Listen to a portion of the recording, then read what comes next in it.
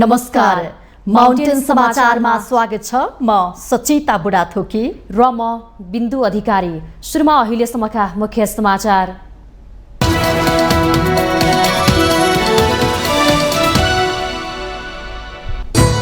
नेपाली कांग्रेस सबैको पार्टी भएको सभापति शेरबहादुर देउवाको भनाई। समावेशी समानुपातिक आदिवासी जनजाति सबैलाई सँगै लिएर हिँड्न तयार रहेको उल्लेख।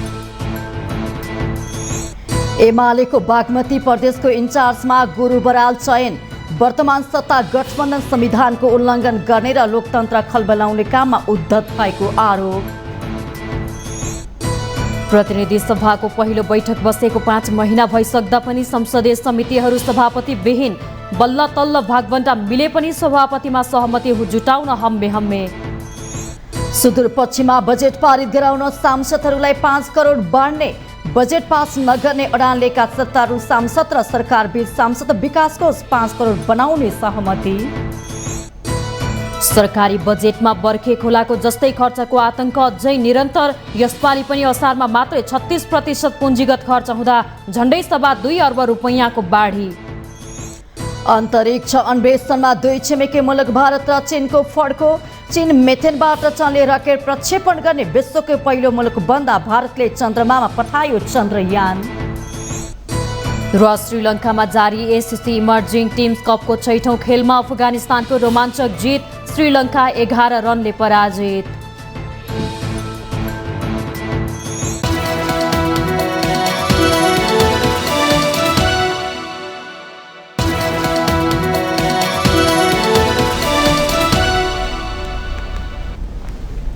अब समाचार विस्तारमा। नेपाली कांग्रेसका सभापति शेरबहादुर देउवाले कांग्रेस समावेशी समानुपातिक आदिवासी जनजाति सबैको पार्टी भएको बताउनु भएको छ। काठमाडौँमा आयोजित एक कार्यक्रमलाई सम्बोधन गर्दै उहाँले नेपाली कांग्रेस सबैको पार्टी भएको बताउनु भएको छ। उहाँले नेपाल आदिवासी जनजाति दलित थारू मुस्लिम सबैको देश भएको जस्तै कांग्रेस सबैको पार्टी भएको उल्लेख गर्नुभयो। हाम्रो पार्टी जहिले पनि समावेशी समानुपातिक यो आदिवासी जनजाति सबैको पार्टी हो।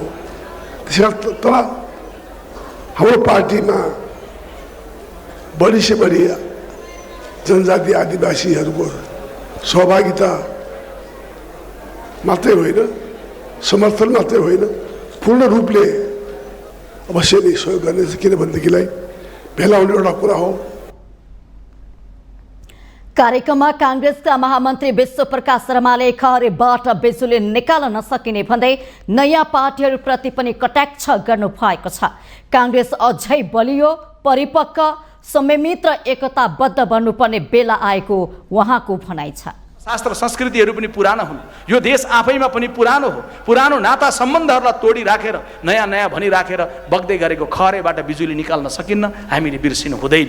निरन्तर बगिरहेका नदीहरूबाटै देशले विद्युत उत्पादन गर्न सक्छ भन्ने कुरा हामीले बिर्सिनु हुँदैन।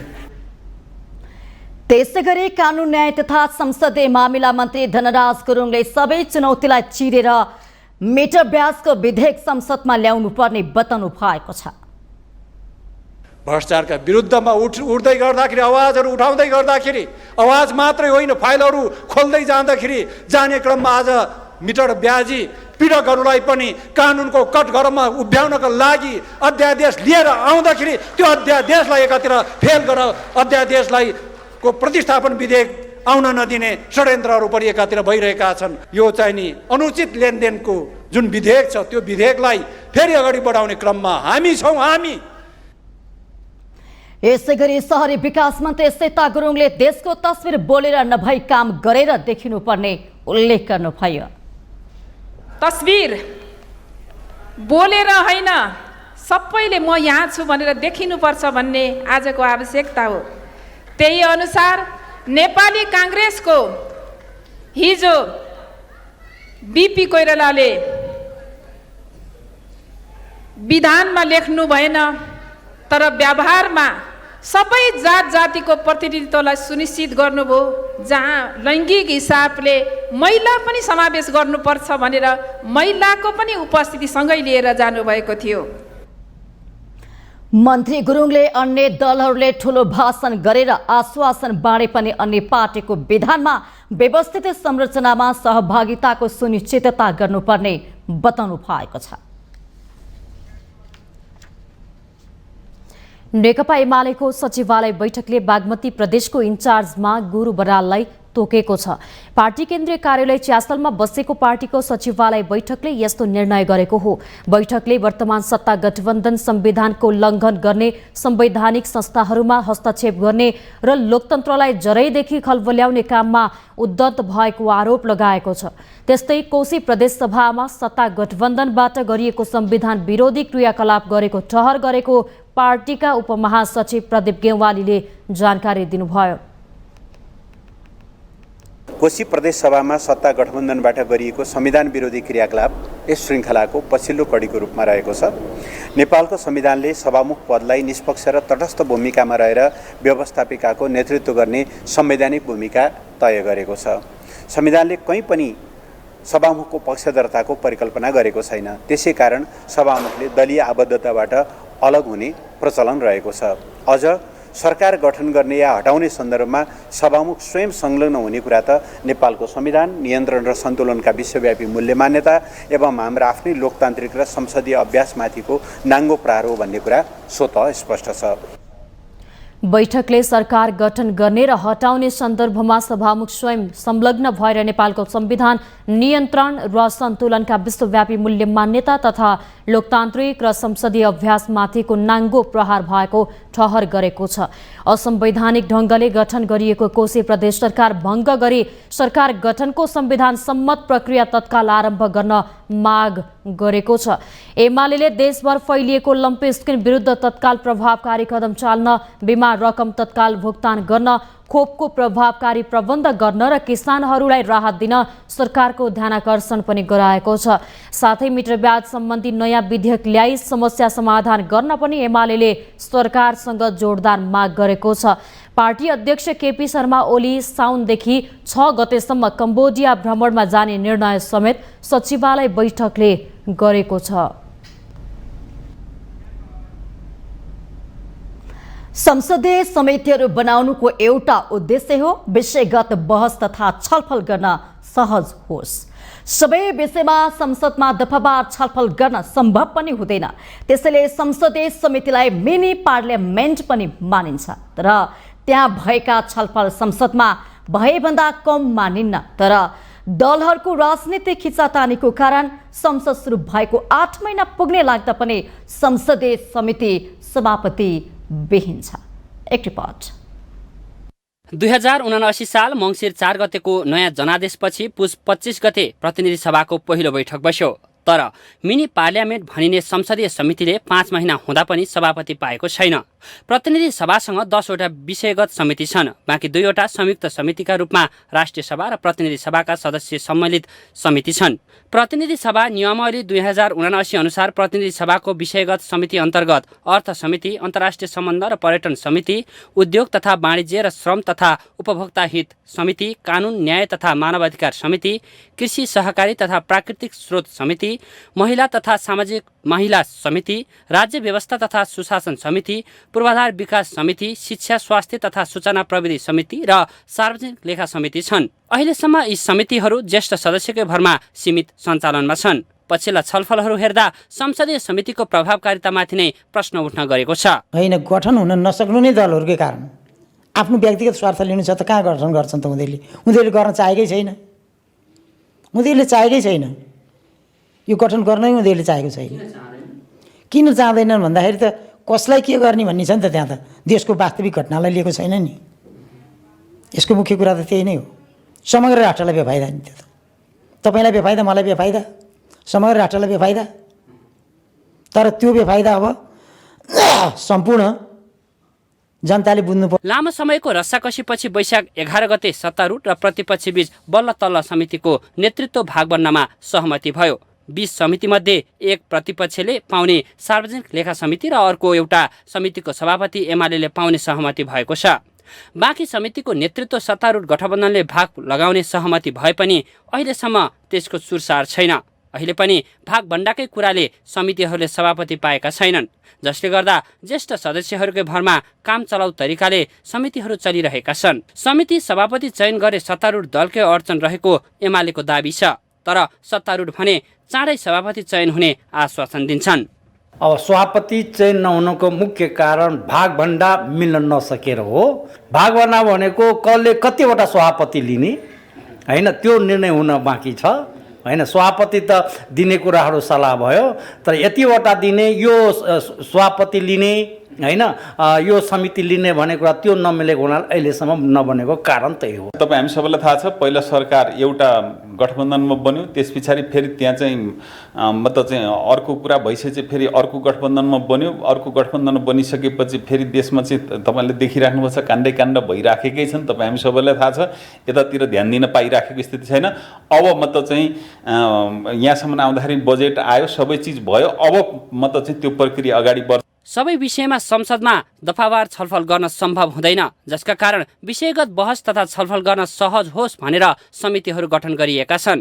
त्यसैले संसदीय समितिलाई मिनी पार्लियामेन्ट मानिन्छ, तर राजनीतिक दलहरूको जुङ्गाको लडाइँले संसदीय समिति ज्येष्ठ सदस्यहरूकै भरमा चल्नु परेको छ। माउन्टेन टेलिभिजन एचडीका लागि बटुकराज गिरीको रिपोर्ट। नेपाली कांग्रेसका महामन्त्री गगन थापाले सांसदको आवश्यक संख्या पुगेका दिन संसदीय दलको नेता परिवर्तन हुने स्पष्ट गर्नुभएको छ। विराटनगरमा पत्रकारहरूसँगको भेटघाटमा महामन्त्री थापाले आवश्यक संख्या पुगेको दिन संसदीय दलको नेता परिवर्तन हुने स्पष्ट गर्नुभएको हो। संसदीय दलको नेताका लागि मैले भिडेकै हो भन्दै थापाले पार्टीमा विधान अनुसार दलको नेता परिवर्तन भएको इतिहास रहेको स्मरण गराउनुभयो। आवश्यक संख्या पुगेको महसुस भएको दिन नेता परिवर्तन गरेर अघि बढ्ने थापाको भनाइ छ। तनहुँमा उपनिर्वाचन हारेको र मनाङका सांसद टेक बहादुर गुरुङ निलम्बनमा रहेकाले कांग्रेसमा 87 सांसद छन्। साउन 2 गतेबाट पार्टीको केन्द्रीय कार्य समितिको सुरु हुने बैठक विधान अनुसार नियमित हुने थापाको दाबी छ। बैठकले पार्टीको नीति महाधिवेशनको मिति तय गर्छ र त्यसपछि व्यापक छलफल गरेर पार्टी अघि बढ्ने थापाले बताउनुभयो। नीति महाधिवेशनले पार्टीले गरेको निर्णयहरूको समीक्षा र भावी कार्यदिशा तय गर्ने भन्दै थापाले पार्टीले चुनाव अगाडि गरेको गठबन्धनले देशको राजनीति गिजोलिएको र पार्टीहरू स्वतन्त्र रूपमा सोच्न पनि नसक्ने अवस्थामा पुगेको उल्लेख गर्नुभयो। सीमित व्यक्तिको सल्लाहमा चलेकाले कोशी प्रदेश सरकारमा अप्ठ्यारो परिस्थिति आएको थापाले टिप्पणी गर्नुभयो।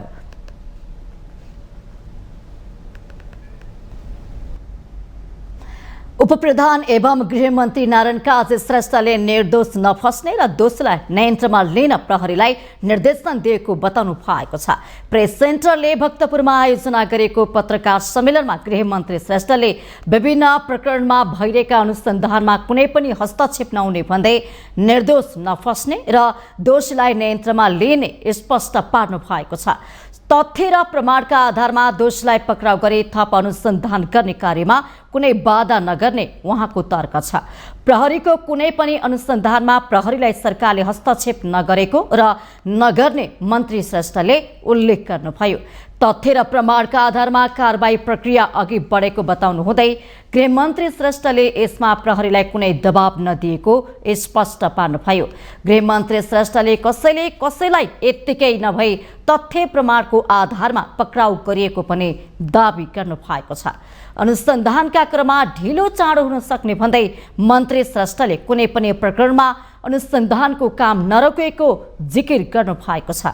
प्रहरी र सिडिओले मेटर ब्याज पीडितका मुद्दा नलिएर दुःख दिएको विषयमा उहाँले यस्तो नहुने दाबी गर्नुभयो। यदि भएको भए पनि कारबाहीको दायरामा ल्याइने उहाँले बताउनु भएको छ।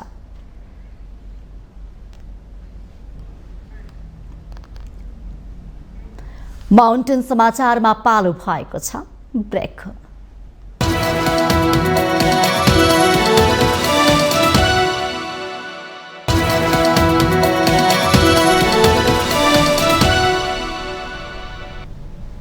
ब्रेकपछि स्वागत छ। अब बाँकी समाचार। भारतले आफ्नो क्षेत्रमा सडक निर्माणका क्रममा विस्फोटक पदार्थ प्रयोग गर्दा नेपालतर्फ क्षति पुर्याएको छ। भारतको पिथौरागढ जिल्लाको दार्चुला तहसिल अन्तर्गतको नयाँ बस्तीमा सडक निर्माणका क्रममा उछिटिएको ढुङ्गाले नेपालतर्फ क्षति भएको हो। महाकाली नगरपालिका 5 मसिनी बलुवाका 3 स्थानीयवासीको घर र गोठमा क्षति पुर्याएको जिल्ला प्रहरी कार्यालय दार्चुलाले जनाएको छ।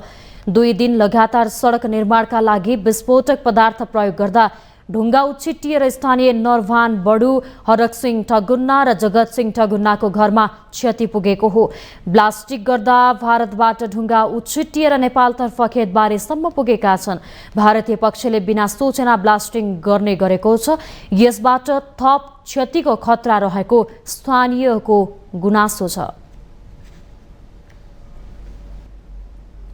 सुदूरपश्चिम प्रदेशमा यथास्थितिमा बजेट पारित नगर्ने अडानमा रहेको सत्तारूढ दलका नेताहरू र सरकार बीच सांसद विकास कोष 3 करोडबाट बढाएर 5 करोड पुर्याउने सहमति भएको छ। शनिबार दिउँसो सरकार र सत्तारूढ दलका नेताहरू बीच भएको छलफलमा सबै सांसदका लागि 5 करोड रुपियाँ उपलब्ध गराउने सहमति भएको हो। सरकारको नेतृत्व गरेको दल कांग्रेस सहित सबै सत्तारूढ दलहरूले बजेट पारित नगर्ने भन्दै सरकारमाथि दबाव बढाएपछि सरकार बजेट थप्न सहमत भएको छ। बैठकमा माओवादी केन्द्र संसदीय दलका नेता खगराज भट्ट, उपनेता अक्कल रावल, प्रमुख सचेतक मानबहादुर धामी लगायतका सांसदहरूको उपस्थिति थियो। त्यसैगरी नागरिक उन्मुक्ति पार्टीका नेता घनश्याम चौधरी, रामेश्वर चौधरी, कैलाश चौधरी, खुशीराम चौधरी, एकीकृत समाजवादी संसदीय दलका नेता दीर्घ सोढारी र प्रमुख सचेतक प्रकाश रावल बीचको बैठकमा उक्त सहमति भएको छ। यसअघि उनीहरूले यथास्थितिमा बजेट पारित नगर्ने निर्णय नै गरेका थिए।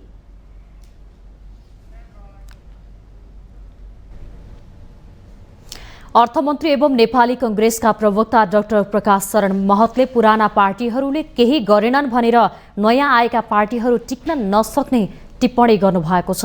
काठमाडौँमा आयोजित एक कार्यक्रमलाई सम्बोधन गर्दै उहाँले यस्तो बताउनु भएको हो।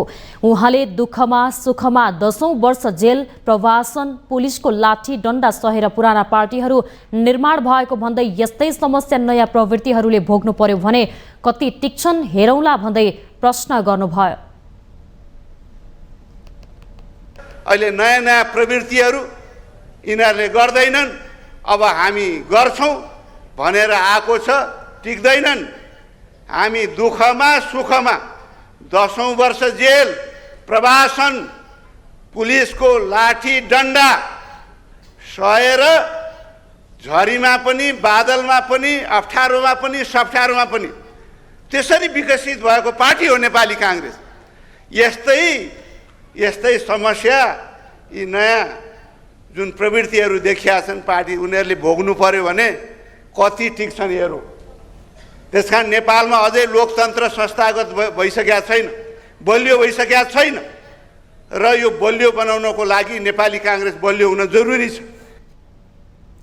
अर्थमन्त्री महतले पार्टीका महामन्त्रीहरूप्रति लक्षित गर्दै पार्टी र पार्टीका नेताको आलोचना पार्टीको केन्द्रीय समितिमा गर्न चुनौती दिनुभयो। उहाँले सामाजिक सञ्जालमा पार्टीको आलोचना गरेर पार्टी निर्माण हुन नसक्ने दाबी गर्नुभयो। उहाँले पार्टीका नेताहरूको आलोचना सामाजिक सञ्जालमा नगर्न पनि आग्रह गर्नुभयो। पार्टीका नेतादेखि हरेक तहमा बसेका नेता एकअर्कालाई आलोचना गर्न धेरै समय खर्च गर्छ। पार्टी नेतृत्वलाई नै खसाल्न हामी धेरै समय खर्च गर्छौँ। हामीले पार्टीकै नेतृत्वलाई नै आलोचना गर्न धेरै समय खेर फाल्यौँ भने त्यो त अहिले त सामाजिक सञ्जालको जमाना छ। हरेक घर घरमा पुग्छ, हरेकको स्मार्टफोन छ, हात हातमा पुग्छ। यिनीहरू त आफै गाली गरेर बसिराखेका छन्, यिनीहरू पक्षमा किन लाग्ने भन्ने सन्देश पुग्छ कि पुग्दैन? मन्त्री महतले सरकार सुशासन, आर्थिक परिवर्तन, रूपान्तरणको पक्षमा रहेको बताउनुभयो। उहाँले आर्थिक रूपान्तरण, विकासका लागि अप्ठ्यारो समयमा अप्ठ्यारो निर्णय पनि लिन सक्ने बताउनुभयो। साउन 1 गतेदेखि उपभोग्य तयारी वस्तुमा अनिवार्य लेबलिङ नगर्नु पर्ने भएको छ। नक्कली सामानको बेगबेगीलाई रोक्न पैठारीकर्ता तथा बिक्री वितरकले पैठारी गर्ने तयारी माल सामानमा लेबलिङ गर्ने भन्सार विभागले अनिवार्य गरेको हो। तर व्यवसायीहरू भने प्रत्येक तयारी वस्तुमा स्टिकर टाँस गर्न झन्झटिलो र अवैध तरिकाले हुने व्यवसाय थप फस्टाउने बताउँछन्। एक रिपोर्ट। साउन 1 गतेदेखि तयारी माल वस्तुको पैठारीकर्ता तथा बिक्री वितरकले अनिवार्य लेबलिङ गर्नुपर्ने भएको छ। भन्सार विभागले असार 22 गते सूचना जारी गरी छली, ठगी, अवैध तरिका तथा नक्कली सामानको पैठारीलाई नियन्त्रण गरी उपभोक्ता अधिकारको सुनिश्चित गर्न भन्दै लेबलिङलाई अनिवार्य गरेको जनाएको छ। उपभोक्ता हित संरक्षण ऐनले तयारी माल वस्तुको लेबलिङलाई अनिवार्य गर्न भनेको छ भने आर्थिक ऐनमा पनि लेबलिङको व्यवस्था छ। वस्तुमा लेबल गर्दा नाम, उत्पादन प्रविधि, उत्पादक, आयातकर्ता, वितरकदेखि उपभोग योग्य म्यादसम्मका विवरण, एक्जिम कोड अनिवार्य रूपमा हुनुपर्ने भन्सार विभागले जनाएको छ। जसमा उद्योगको कच्चा पदार्थका रूपमा आयातित मालवस्तु, औद्योगिक मेसिनरी तथा उपकरण, निर्माण कार्यमा प्रयोग हुने संरचनाहरू बाहेक उपभोक्तालाई प्रत्यक्ष बिक्री वितरण हुने सबै मालवस्तुमा लेबल अनिवार्य गरिएको छ। यता व्यवसायीहरू भने प्रत्येक तयारी वस्तुमा लेबलिङ गर्न खर्चिलो, झन्झटिलो र बजारमा ठगी अझै बढ्ने बताउँछन्। सरकारले उपभोक्ता मैत्री बजार बनाउने हो भने सबै एजेन्सीहरूलाई मातहतका निकायमा दर्ताको प्रक्रियामा ल्याई वैधता दिए अवैध आयात रोकी नक्कली सामानको बिगबिगी रोकिन सक्ने उनीहरू बताउँछन्। लेबलिङ लाउनु पनि मिल्दैन। कुनै पनि सामानमा वाणिज्य विभागको वाणिज्य ऐनले पनि के भन्छ भने कुनै पनि फिनिसिङ गुड बाहिरबाट आने त्यो जस्तो छ त्यस्तै बजारमा त्यहाँ केर्न, मेट्न या डेटहरू चेन्ज गर्न या प्राइसहरू चेन्ज गर्न के पनि गर्न पाइँदैन। एउटा कुरो त्यो ऐनको विरुद्ध पनि छ। दोस्रो कुरो यो फिजिबल छैन, लगाएर साध्यै हुँदैन। प्रत्येक पिस पिसा कसरी लाउन सक्छौँ हामी? उहाँहरूले चाहिँ के भन्नुभएको छ भने तपाईँहरूले ल ठिक छ सानो सानो पिसमा लाउन सक्नु भने ठुल्ठुलो कार्टुन मात्रै लाएर पठाउनुहोस् भन्नुभएको छ। उहाँहरू यसमा चाहिँ अलिकति पोजिटिभ हुनुहुन्छ। अहिले जसले इम्पोर्ट गर्छ त्यसको एजेन्सी दर्ता गर्ने, इम्पोर्टरलाई बोलाउने। कतिपय एजेन्सी नै नभएका वस्तु पनि नेपाली बजारमा उपकरणसँगै ल्याएर उपभोक्तालाई शोषण गरिरहेको गुनासो सरकार समक्ष आएको भन्सार विभाग बताउँछ। उपभोक्तासम्म निश्चित पैठारीकर्ता र वितरकको चिन्ह पुगोस् र उपभोक्ता तथा व्यवसायीहरू मारमा नपरुन् भनेर लेबलिङलाई अनिवार्य गरिएको भन्सार विभागको भनाइ छ। यो विषयमा थप छलफल गरी कार्यान्वयनमा जान सकिने विभाग बताउँछ। पैठारी हुने माल वस्तुहरूमा लेबलको कुरा गरेर लेबल लगाउने विषयहरूमा चाहिँ अलिकति नियमन गर्यो भनेदेखि त्यो भोलि उपभोक्तासम्म पुग्दाखेरि त्यसले चाहिँ चोरी, छली अथवा अवैध तरिकाले आएका वस्तुहरू अथवा नक्कली वस्तुहरूबाट चाहिँ उपभोक्ता ठगिन नपरोस् र अनुगमनको क्रममा कोही कसै व्यवसायीहरूको चाहिँ सामान जफत गरेर सरकारले चाहिँ त्यो खालको व्यवहार गर्न नपरोस् भन्ने उद्देश्यका साथ भन्सार विभागले चाहिँ लेबलको कुरालाई चाहिँ आर्थिक विधेयक मार्फत 2080 श्रावण 1 गतेदेखि लागू गर्न खोजेको स्थिति हो। र हामी जुन पोलिसी लेबलको कुरा गरेका छौँ त्यो लेबल चाहिँ लगाएर मात्रै बजारमा सामान पठाउन अनुरोध पनि गर्दछौँ व्यवसायलाई। तयारी माल वस्तुमा लेबलिङ मार्फत गैर कानुनी व्यापार र उपभोक्ता हितको संरक्षण गर्नुलाई सकारात्मक रूपमा लिन सकिन्छ। यद्यपि अवैध रूपमा सञ्चालित एजेन्सीलाई कानुनी दायरामा ल्याउन आवश्यक रहेकोमा सरकारवालाहरू सुझाव दिन्छन्। माउन्टेन टेलिभिजन एचडीका लागि क्यामेरामा विक्रम साकेको साथमा विद्या तामाङको रिपोर्ट। सरकारले असार लागेपछिको करिब 1 महिनामा 2 खर्ब 20 अर्ब रुपैयाँ भन्दा बढी खर्च गरिसकेको छ।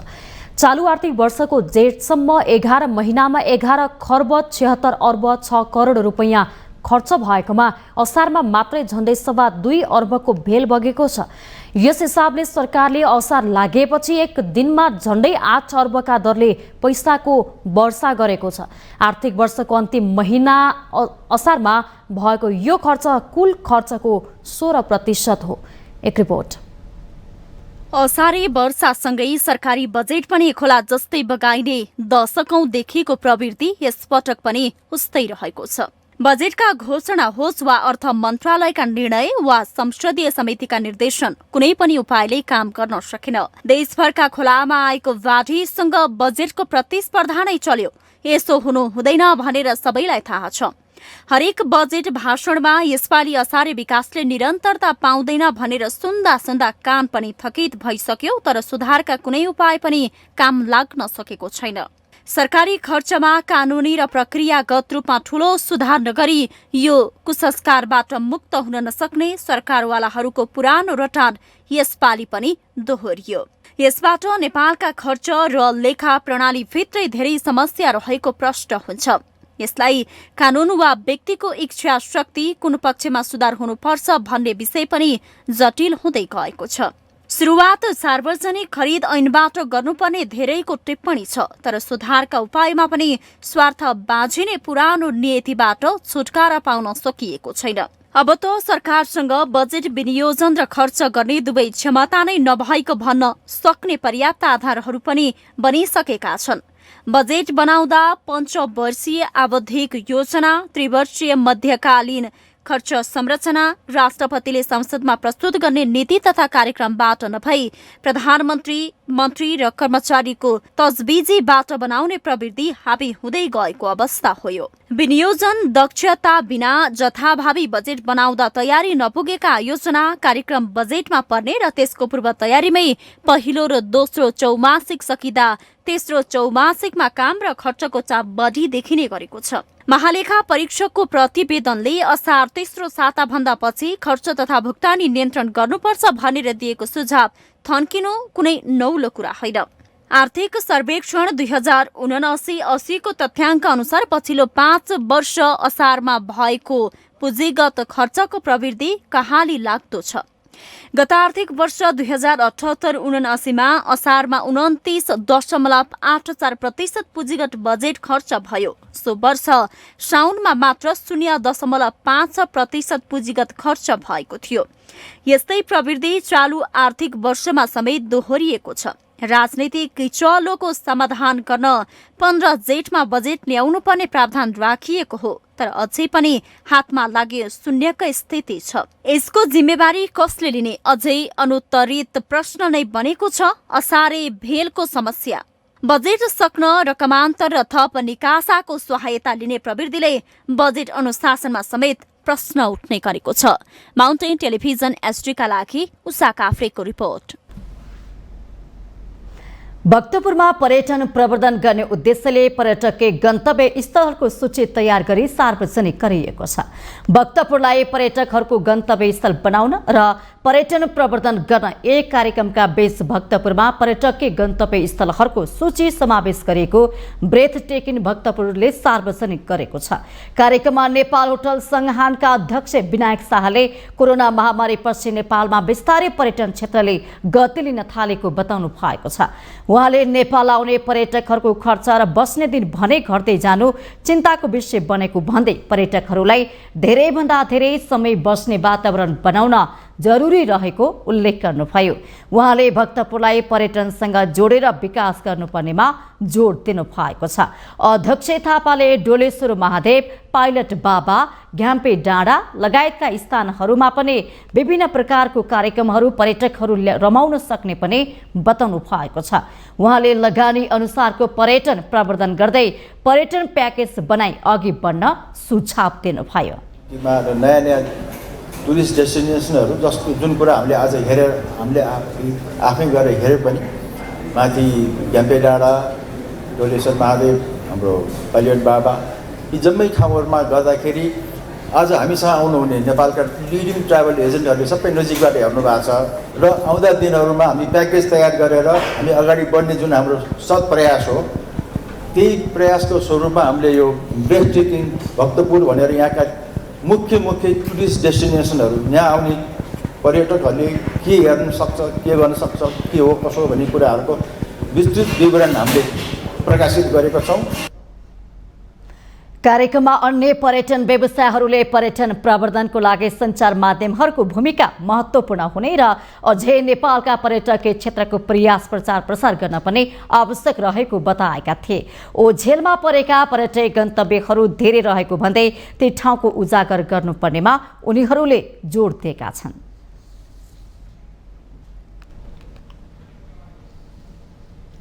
साउने सोमबारको मेलालाई मध्यनजर गरी भक्तपुरको डोलेश्वर मन्दिरमा तयारी तीव्र पारिएको छ। डोलेश्वर संरक्षण समितिको तर्फबाट साउने मेलालाई लक्षित गरी तयारी अन्तिम चरणमा पुर्याइएको हो। मेलामा आउने पर्यटक र भक्तजनहरूलाई चाँडो दर्शन गर्ने व्यवस्था मिलाउन समितिको तर्फबाट काम अन्तिम चरणमा पुर्याइएको संरक्षण समितिका अध्यक्ष धर्मराज बस्नेतले बताउनुभयो। उहाँले साउन 1 गते सोमबारको मेलाका लागि सबै तयारी सकिएको र भक्तजनहरूले हजै डोलेश्वर महादेवको दर्शन गरेर जान सक्ने व्यवस्था मिलाइएको बताउनु भयो। डोलेश्वर महादेव केदारनाथको शिर भएकाले पछिल्लो समय भारतीय र विश्वभर रहेका हिन्दू भक्तजनहरू उल्लेख्य मात्रामा आउन थालेको बस्नेतले बताउनु भयो। उहाँका अनुसार पर्यटकीय गन्तव्य स्थल भएकाले डोलेश्वर घुम्न आउनेको संख्या पछिल्लो समय बढेको छ। उहाँले पर्यटकको वृद्धिसँगै सूर्यविनायक नगरपालिका वडा नम्बर 8 को आर्थिक आय आर्जनमा समेत उल्लेख्य सहयोग पुगेको बताउनुभयो। यहाँ आउनुभएका भक्तजनहरूले पर्यटकीय हिसाबले पनि घुम्नको लागि पर्यटकको हिसाबले पनि यो मन्दिरलाई चाहिँ नि माया गरेर आइदिनु भएको छ। धेरै साथीहरू जोडिदिनु भएको छ, धेरै भक्तजनहरू जोडिदिनु भएको छ। त्यसको लागि पनि म आउनुभएका भक्तजनहरू र अब आउनु बाँकी भक्तजनहरूलाई पनि यो मिडियाको मार्फतबाट डोलेश्वर मन्दिरमा आएर एकचोटि अवलोकन गरेर यहाँहरूले चाहिँ नि दर्शन गर्नको लागि पनि मैले हार्दिकताका साथ अनुरोध गर्छु। अध्यक्ष बस्नेतले मन्दिरमा पछिल्लो केही महिना यता मासिक 1.5 लाखसम्मको भेटी दक्षिणा र दान प्राप्त हुने गरेको बताउनुभयो।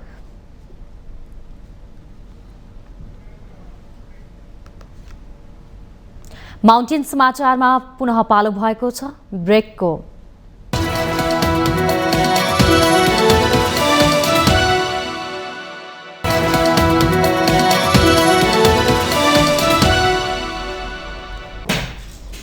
ब्रेकपछि पुनः स्वागत छ। अब बाँकी समाचार। नेकपा एमाले काठमाडौँ महानगर कमिटीले काठमाडौँ महानगरपालिका वडा नम्बर 13 मा मदन भण्डारी स्मृति उद्यान स्थापना गरी वृक्षारोपण गरेको छ। काठमाडौँ विष्णुमती करिडोर स्थित नील बराईको टङ्केश्वर वडा नम्बर 13 मा वृक्षारोपण गरिएको हो। स्वर्गीय मदन कुमार भण्डारीको 72औं स्मृति दिवस पारेर काठमाडौँ उपत्यकालाई शहरीकरण, सौन्दर्यीकरण र सुविधाको सहर बनाउने अभियान अन्तर्गत वातावरण सुन्दर होस् र कोही पनि भोको रहनु नपरोस् भन्नको लागि शहरी सौन्दर्यीकरण बनाउन र खाद्य सम्प्रभुताको विषयलाई पनि आम जनताको बीचमा चेतना फैलाउन यो अभियान सञ्चालन गरिएको हो। बागमती प्रदेशका पूर्व मन्त्री रामेश्वर फुयालले वातावरण, नदी सम्पदा संरक्षणको क्षेत्रमा सुविधा उपलब्ध गराउने क्षेत्रमा वृक्षारोपणको कार्यक्रम राखेको जानकारी दिनुभएको छ। काठमाडौँ उपत्यकाको पिछडिएको क्षेत्र भएकाले प्रवर्धनको लागि वृक्षारोपण गरेको उहाँको भनाइ छ। र यो काठमाडौँ सहरको सबभन्दा पछाडि परेको क्षेत्र थियो। यसलाई बदल्नको लागि वातावरणको क्षेत्रको, हरियाली क्षेत्रको, खुला उद्यान क्षेत्रलाई चाहिँ यसलाई प्रमोसन हामीले प्रवर्धन गर्न चाहेका छौँ। यसका लागि राजनेता मदन भण्डारी स्मृति उद्यानको रूपमा यसलाई विकास गर्ने, खुला क्षेत्रको रूपमा विकास गर्ने, सम्पदालाई संरक्षण गर्ने र वातावरणलाई र नदी संरक्षणलाई जोड दिने हिसाबले यो आजको अभियान भएको छ। र आम जनताले एकैपत्ता जनाउनुभयो, महानगरवासीहरू सामेल हुनुभयो। वातावरणसँगै नदी संरक्षणको लागि सबैले हातेमालो गर्न आवश्यक रहेको उहाँको भनाइ छ। नेवार समुदायमा बजाइने महत्त्वपूर्ण बाजाहरू मध्ये एक हो सिंहभेरी बाजा। यो बाजा कुनै धातुबाट बनाएको नभई जनावरको सिङबाट बनाइन्छ। सिंहभेरी बजाइने जात्रालाई नेपाल भाषामा नेउके जात्रा भनिन्छ। एक रिपोर्ट।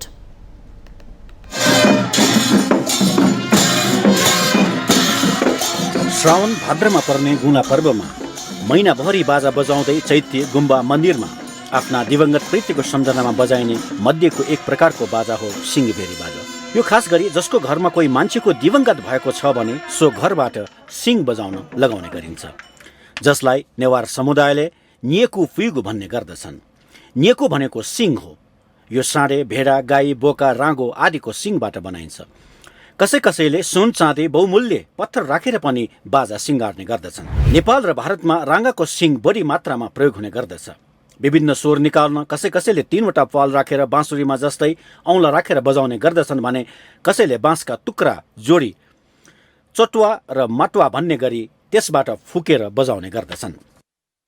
तर ठुके चाहिँ मेन चुनौती रहेपट्टि चाहिँ झिसा चाहिँ न्युकु टङ्कने चाहिँ न्युकु क्याठाको आव न वो चाहिँ नि एकदमै ठाकु पक्षे जुयाचन नापा नापा जुसा त टपु न्युकु ठन झि क्याउडु आठौँकने चाहिँ नि टपु न्युकु चाहिँ काचक्का क्यावे मरो वो चाहिँ नि जिबि न्युकु यो लागि चाहिँ एकदमै ठाकु पक्ष जुयाचन ठो चाहिँ विशेष त चाहिँ नि कास सेना चाहिँ ठो गुलाबले चाहिँ त्रिरत्न सर्नरगा गु चिवा चाइल माउडु उके लागि चाहिँ झे खास चाहिँ त्रिरत्न सर्नरगा चाहिँ नि न्युकु पिगु ख वो चाहिँ नि गुलाबले विशेष ना चाहिँ गुलाबले चाहिँ न्युकु पि माउगु एकदमै मोटो ना पान्छे दयावया चाहिँ गुला अले बगीबले मट्याबले झे चाहिँ न्युकु चाहिँ पिए माउगु ख अले चौचुला चाहिँ झे कचा बाजा न ठामा चिङ खुटा चिन्डेटा बाजा ठामा कचा बाजा ता चिवाटा थाहा कचा बाजा अले चिन्जाटा ढुका चिन्जाटा चिङखुटा ढुका गुना बाजामा सिंह बाजाको प्रमुख स्थान छ। अन्य बाजा यसका सहायक बाजा पनि भन्ने हुन्छ। यसको पुष्टि स्वयम्भूमा गोला महिनाभर मृतकको नाममा सिंह फुकेर ढ्यार न्याखी भुसिया समेत सहायक बाजाको साथले बजाउने गर्नाले पनि स्पष्ट हुन्छ। यो बाजा कति पुरानो छ भन्ने सम्बन्धमा सही तथ्य आजसम्म फेला परेको छैन। करिब 5100 वर्ष अघि बाँसुरीको प्रचलन आएकोले त्योभन्दा पुरानो भएको अनुमान गर्न चाहिँ सकिन्छ।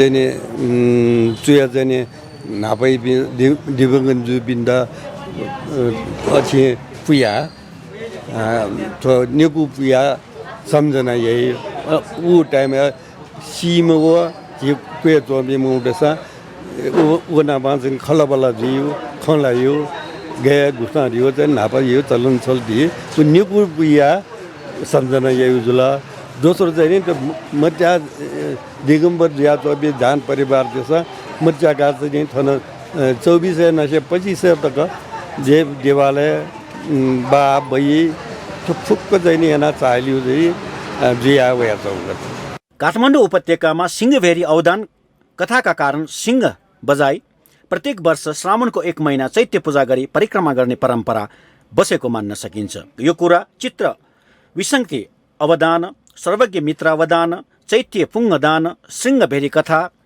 आदिमा वर्णन गरिएको छ। सिंहभेरी जात्रा पहिला टोलबाट निस्कने गर्दथ्यो तर अहिले बिस्तारै लोप हुँदै गएको छ। तर केही स्थानमा हालसम्म पनि संरक्षणको प्रयास भइरहेको छ।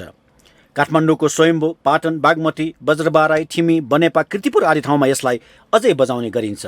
भक्तपुर थिमी र बनेपाका स्थानीय तह यो बाजा संरक्षणमा जोडतोडले लागि परिरहेको छ। माउन्टेन टेलिभिजन एचडीका लागि क्यामेरामा केशव श्रेष्ठका साथ विसन्तर साकेत।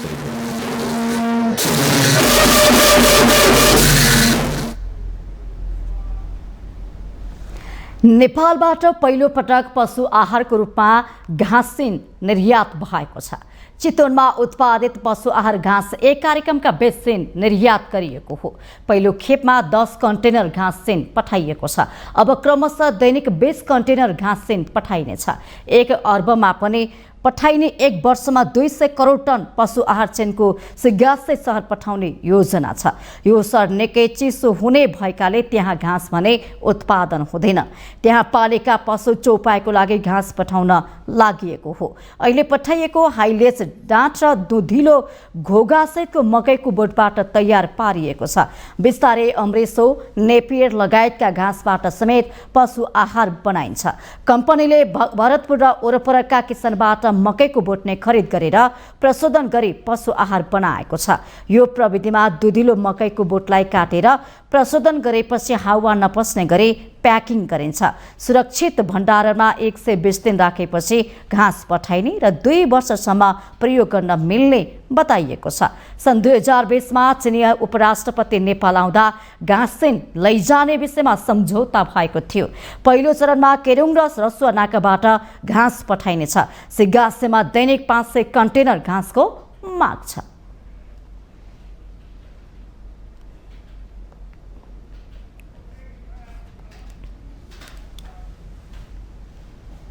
हामीसँग आर्थिक अन्तर्राष्ट्रिय र खेल समाचार बाँकी नै छन्।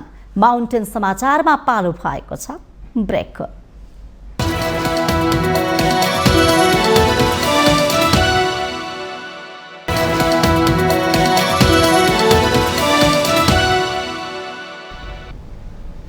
ब्रेकपछि स्वागत छ। अब आर्थिक समाचार।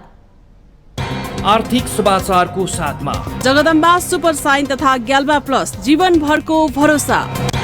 रिद्धि सिद्धि सिमेन्ट रोबोटिक ल्याबमा बनेको स्मार्ट सिमेन्ट।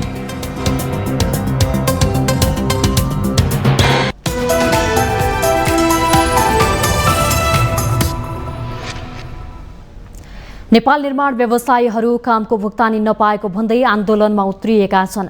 असार मसान्तसम्म भुक्तानी नपाएपछि बाध्य भएर आन्दोलन गर्नु परेको व्यवसायीहरूको गुनासो छ। हालसम्म 2 खर्ब मात्रै रकम भुक्तानी भए पनि झन्डै 50 अर्बभन्दा बढी नहुँदा कामदारको पारिश्रमिक बैंकको कालो सूचीमा परेको उनीहरूको गुनासो छ। सरकारले समयमै भुक्तानी नगरे कडा आन्दोलन गर्ने चेतावनी समेत उनीहरूले दिएका छन्। एक रिपोर्ट। निर्माण व्यवसायीको बाँकी रकम तुरुन्त भुक्तानी गर। निर्माण व्यवसायीको बाँकी रकम तुरुन्त भुक्तानी गर। चालु आर्थिक वर्ष सकिने बेलासम्म पनि भुक्तानी नपाएको भन्दै यति बेला निर्माण व्यवसायीहरू आन्दोलित भएका छन्। अर्थ मन्त्रालय तथा विभिन्न मन्त्रालयबाट दायित्व सृजना भएर करिब 15 अर्ब रुपियाँ भुक्तानी नभएको र विकास मन्त्रालयबाट बिल भुक्तानी हुन बाँकी रहेको 50 अर्ब रुपियाँ भुक्तानी नभएको व्यवसायीहरूको दाबी छ। यसबाट देशभर सञ्चालित 24,000 निर्माण कम्पनी, 20 लाखभन्दा बढी मजदुर र प्राविधिकहरू तथा आयोजनामा समेत समस्या परेको छ। अर्कोतिर भुक्तानी नपाउँदा बैंकको कालो सूचीमा परेको चेक बाउन्सको समस्या, व्यवसायीमाथि धम्की, देशको समग्र आयोजना प्रभावित हुनु र म्याद थप नहुँदाको पीडाले थप समस्या भएको भन्दै उनीहरूले दुखेसो पोखेका छन्। हामीले हाम्रा सप्लाई चेनलाई, हाम्रा मजदुरलाई हामीले के जवाफ दिने? मैले अर्थमन्त्रीलाई पनि भने, यदि तपाईँले भुक्तानी गर्न सक्दैन राष्ट्र ब्याङ्कबाट सर्कुलर जारी गरिदिनुहोस्। कुनै पनि निर्माण कम्पनीले भुक्तानी नगरे उसलाई कारबाही नगर्ने।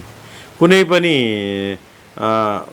प्रहरीहरूलाई पनि अहिले निर्माण कम्पनीहरूलाई भुक्तानी दिन सकिएको छैन, त्यही भएर त्यो निर्माण कम्पनीहरूलाई चाहिँ सहुलियत दिनु भनेर भन्नु पर्यो। त्यो पनि नगर्ने। अनि विकास मन्त्रालयहरू चाहिँ निर्माण व्यवसायले काम किन गरेन भनेर कालो सूचीमा पठाउनु भनेर सूचना दिने। अनि अहिले उहाँहरू पन्छिन पाउनुहुन्छ। अरू समयमा रकम नपाए पनि असार मसान्तमा सरकारले विभिन्न स्रोतबाट रकमान्तर गर्छ भन्ने विश्वास टुटेको भन्दै उनीहरू आक्रोशित बनेका छन्। सरकारले बिना बजेट आयोजना अगाडि बढाउँदा यस्तो अवस्था आएको उनीहरूको आरोप छ। भौतिक पूर्वाधार, ऊर्जा, खानेपानी, शहरी विकास मन्त्रालयमा भुक्तानीका लागि पटक पटक आग्रह गर्दा पनि सम्बोधन नभएको व्यवसायीहरू बताउँछन्। नेपाल सरकारकै इन्टिटी आयल निगमले 72 रुपियाँको डिजललाई 178 रुपियाँ पुगिरहेको छ। अनि सरकारले इस्टिमेट चाहिँ 72 रुपियाँको डिजल लाग्छ भनेर गर्ने, अनि हामीलाई 178 रुपियाँको डिजल किन्न बाध्य बनाउने र त्यसको लागि मूल्य समायोजन माग्दाखेरि के हामीले अपराध गर्यौँ? त्यो मूल्य समायोजन पनि दिनुपर्छ। भुक्तानी पनि तुरुन्त अविलम्ब भुक्तानी गर्नुपर्छ र हामीलाई बिना शर्त 1 वर्षको म्याद थप गर्नुपर्छ। कर्मचारीको लापरवाहीले र अरू विविध कारणले म्याद थप भएको छ त्यसलाई कसरी सम्बोधन गर्ने भन्ने कुरा पनि आएको छैन। त्यही भएर हामी चाहिँ साउनको 5 गते राष्ट्रिय भेला हामीले बोलाएका छौँ। अर्थ सचिव लगायतका विकास निर्माणमा सम्बन्धित सबै मन्त्रालयका सचिव तथा मन्त्रीज्यूहरूले निर्माण सम्बन्धी कार्य सम्झौता गर्ने, हामीलाई बजारबाट उधारो उठाएर काम गर्न लगाउने र असार मसान्तको अन्तिम घडीसम्म पनि भुक्तानी नगर्ने। हामीले गरेको कामको भुक्तानी दिन्न भन्नुहुन्छ, उहाँले उहाँको घरको अंश काटेर दिने हो हामीलाई। सरकारसँग भुक्तानीको क्षमता नभएको अवस्थामा अन्य स्रोतबाट रकमान्तर गरी व्यवसायलाई भुक्तानी दिएको खण्डमा आयकर र मूल्य अभिवृद्धि करबाट 25% राजस्व सङ्कलन गरी पुनः आर्थिक क्षेत्रलाई चलायमान बनाउन सक्ने उनीहरूको सुझाव छ। व्यवसायीहरूले राखेका माइलस्टोनको व्यवस्था खारिजी, मूल्य समायोजन कार्यान्वयन, बाँकी रकमको तत्काल भुक्तानी नभए आउँदो साउन 5 गतेबाट राष्ट्रिय भेलाको आयोजना गर्ने भन्दै चेतावनी समेत निर्माण व्यवसायीहरूले दिएका छन्। माउन्टेन टेलिभिजन एसडीका लागि क्यामेरामा केशव श्रेष्ठको साथमा विद्या तामाङको रिपोर्ट। अब पालो अन्तर्राष्ट्रिय समाचारको।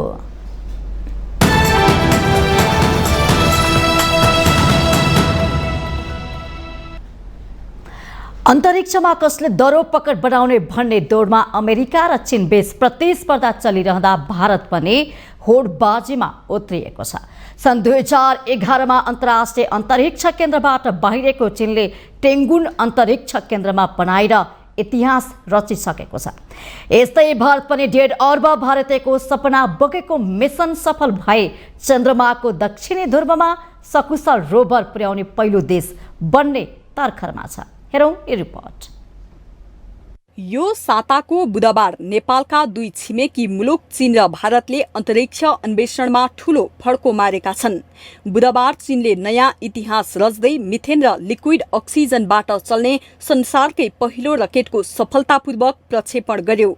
एक चिनिया निजी कम्पनीले रकेटको सफल प्रक्षेपण गरेसँगै मिथेनबाट चल्ने रकेट निर्माणमा सफलता हासिल गरेको हो। इलन मस्कको स्पेस एक्स र जेफ बेसोजको ब्लू ओरिजिनलाई चिनिया कम्पनी ल्यान्ड स्पेसले पछि पारेको पनि यसबाट प्रष्ट भएको छ। सन् 2030 मा चन्द्रमामा मानिस पठाएर स्याम्पल ल्याउने योजना सार्वजनिक गरे लगतै चिनिया कम्पनी ल्यान्ड स्पेसले राजधानी बेजिङमा रहेको ल्यान्ड स्पेस कम्पनीले मिथेन र लिक्विड अक्सिजनबाट चल्ने संसारकै पहिलो रकेटको सफलतापूर्वक प्रक्षेपण गरेको हो। यस अघि चीनकै टियानविङ टेक्नोलोजीले मट्टीतेल अक्सिजनलाई इन्धनको रूपमा प्रयोग गरेर रकेटको सफल प्रक्षेपण गरिसकेको छ।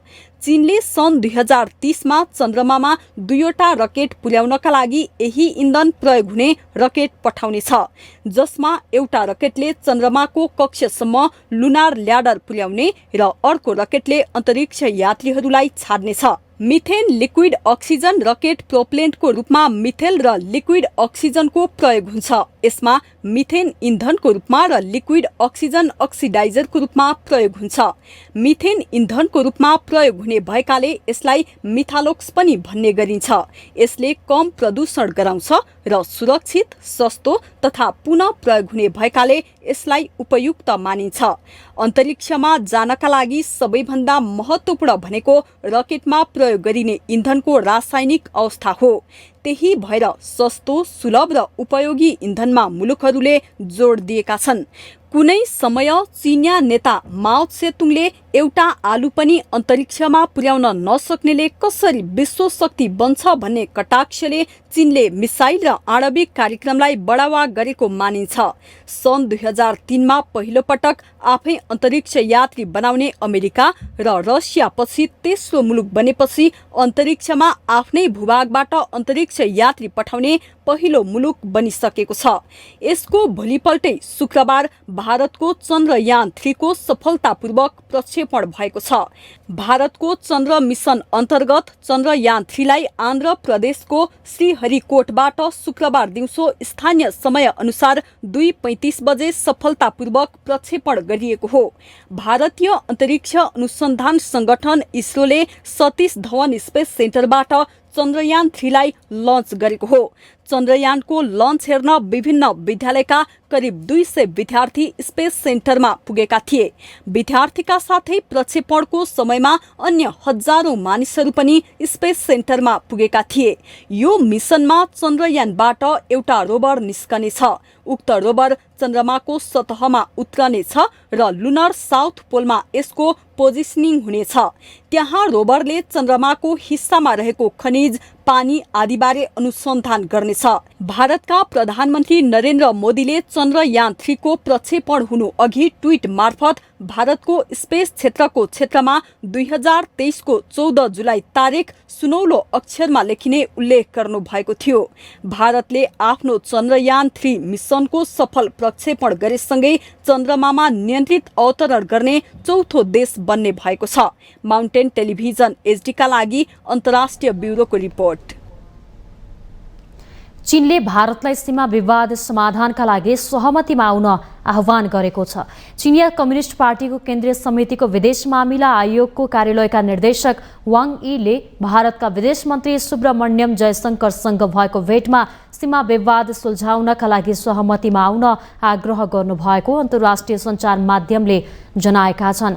वरियतामा चिनिया विदेश मन्त्री भन्दा माथि रहनुभएका चीनका उच्च कूटनीतिज्ञ वाङले दुई पक्षले एकअर्कालाई शङ्का गर्नुको सट्टा एकअर्कालाई समर्थन गर्नुपर्नेमा जोड दिएको चिनिया विदेश मन्त्रालयले जनाएको छ। दक्षिण पूर्वी एसियाली मुलुकहरूको संगठन आसियानका विदेश मन्त्रीहरूको बैठकको सिलसिलामा इन्डोनेसियाको जकार्तामा दुई पक्षबीच संवाद भएको हो। भारत र चीन बीचको सम्बन्ध पछिल्लो समय सिमानालाई लिएर बिग्रिएको छ। यसैको फलस्वरूप भिसा विवादमा दुई पक्षले एकअर्काका सबैजसो पत्रकारहरूलाई निष्कासन गरेका छन्। लद्दाख क्षेत्र सहित अरुणाञ्चल र कश्मीरमा समेत दुई देशबीच सीमा विवाद रहेको छ। चिसो सम्बन्धका बावजुद चीन भारतको दोस्रो ठूलो व्यापार साझेदार रहेको हो।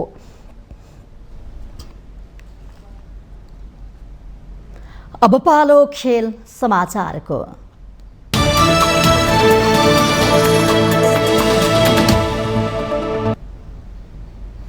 श्रीलङ्कामा जारी एसएसए इमर्जिङ टिम्स कप 2023को छैटौं खेलमा अफगानिस्तान एले श्रीलङ्का एलाई 11 रनले पराजित गरेको छ। श्रीलङ्काको टोली 38.5 ओभरमा 241 रन बनाएर अलआउट भएको थियो। 119 रनको शानदार शतकीय पारी खेलेका विनोद भानुका खेलको प्लेयर अफ द म्याच घोषित भए पनि टोलीलाई जित दिलाउन पनि सकेनन्। टस जितेर ब्याटिङ गरेको अफगानिस्तानको टोलीको लागि रियाज हसनले 82 र नूर अली जन्द्रानले 53 रनको अर्धशतकीय पारी खेले। यस बाहेक विकेट किपर इक्रम अली खिलले अभिजित 34 रनको इनिङ खेलेका छन्। श्रीलङ्काका चमिका करुणारत्नेले सर्वाधिक 3 विकेट लिए भने लाहिरो समरकुण्ड र दुसन हेमन्तले 2-2 विकेट लिए।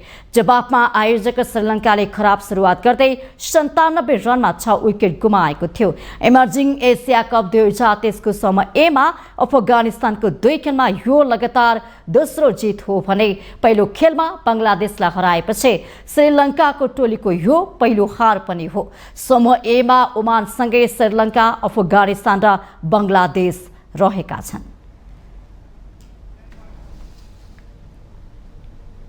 हेल्प नेपाल र नेपाल पुलिस क्लबले 7औं एनभिए महिला तथा पुरुष राष्ट्रिय भलिबल क्लब लीग उपाधि जितेका छन्। त्रिपुरेश्वर स्थित राष्ट्रिय खेलकुद राखेपको कवर्ड हल कोर्टमा शनिबार भएको फाइनल खेलमा पुरुषतर्फ हेल्प नेपाल र महिलामा पुलिसले उपाधि जितेका हुन्। पुरुषको फाइनलमा हेल्प नेपालले पुलिस क्लबलाई 3-1 को सेटमा हरायो। हेल्प नेपालले 25-19, 11-25, 25-18, 25-18 को नतिजा निकालेको हो। उपाधिसँगै हेल्प नेपालले 6 लाख रुपैयाँ पुरस्कार पाएको छ। उपविजेता पुलिसले 3 लाख रुपैयाँमा चित्त बुझायो। पुरुषतर्फ हेल्प नेपाल स्पोर्ट्स क्लबसँगै साबिक विजेता army, Nepal APF club, Nepal police club, Gandaki प्रदेश भलिबल संघ, सैलुङ बागढुङ्गा स्पोर्ट्स क्लब रामेछाप र दावाली मिलन क्लब काठमाडौँ गरी 7 टोली सहभागी थिए। यसैगरी महिलातर्फ पुलिसले विभागीय प्रतिद्वन्दी एपीएफ क्लबलाई 3-1 को सेटमा हराउँदै च्याम्पियन बनेको हो। पुलिसले 25-12, 21-25, 25-23, 25-19 को नतिजा निकालेको थियो। उपाधिसँगै पुलिसले 6 लाख रुपैयाँ पुरस्कार पायो। उपविजेता एपीएफले 3 लाख, तेस्रो भएको न्यू डायमन्डले 1,50,000 र चौथो भएको त्रिभुवन आर्मीले 75,000 रुपैयाँ पुरस्कार पाएको छ। लिगमा महिलातर्फ Nepal police club, new diamond youth sports club, Nepal APF club, Tribhuvan army club, Everest volleyball club, Butwal र गण्डकी प्रदेश भलिबल संघ गरी 6 टोलीले भाग लिएका थिए। माउन्टेन समाचारमा फेरि पालो भएको छ ब्रेकको।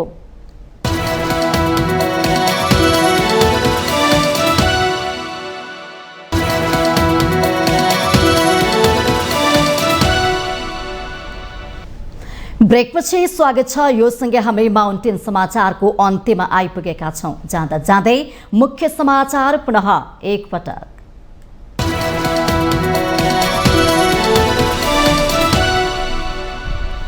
नेपाली कांग्रेस सबैको पार्टी भएको सभापति शेरबहादुर देउवाको भनाई। समावेशी समानुपातिक आदिवासी जनजाति सबैलाई सँगै लिएर हिँड्न तयार रहेको उल्लेख। एमालेको बागमती प्रदेशको इन्चार्जमा गुरु बराल चयन। वर्तमान सत्ता गठबन्धन संविधानको उल्लङ्घन गर्ने र लोकतन्त्र खलबल्याउने काममा उद्धत भएको आरोप। प्रतिनिधि सभाको पहिलो बैठक बसेको 5 महिना भइसक्दा पनि संसदीय समितिहरू सभापति विहीन।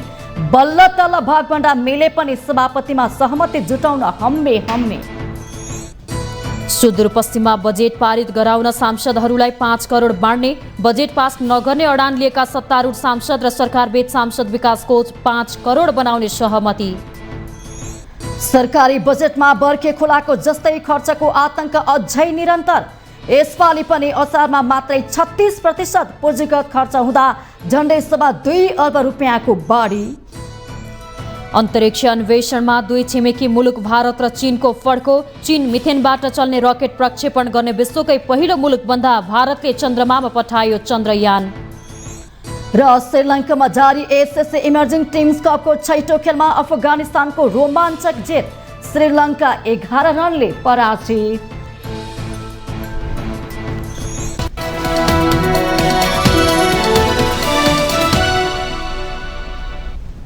माउन्टेन समाचार अहिलेलाई सकियो। सत्य, तथ्य र निष्पक्ष समाचारका लागि माउन्टेन टेलिभिजन HD हेर्दै रहनुहोला। नमस्कार।